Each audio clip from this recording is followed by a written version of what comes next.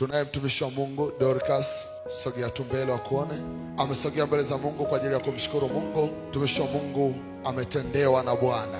Anasema alikuwa anameza dawa za ukichaa, alikuwa anasumbuliwa na kichwa sana. Jumapili, baada ya kukutana na Mungu aliye hai mahali hapa, baada ya maombi, na akapokea maelekezo ya kuacha kumeza zile dawa, tangu Jumapili na mpaka sasa hasikii hali ile tena, amepokea uponyaji. Shout hallelujah. Hallelujah. Hongera. Umepona? Baba, nimepona. Utumii dawa tena?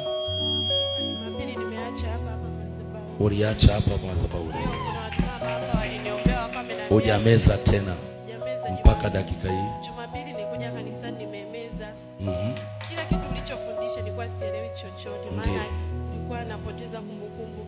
Lakini baada ya kuacha hizo dawa Jumapili kanisani, Jumatatu, toka Jumatatu mpaka leo niko mzima na kumbukumbu natunza. Kumbukumbu za kukusudi.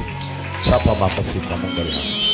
Pokea uzima na uwe mzima sasa, wala kichaa kisionekane kwako tena, katika jina la Yesu.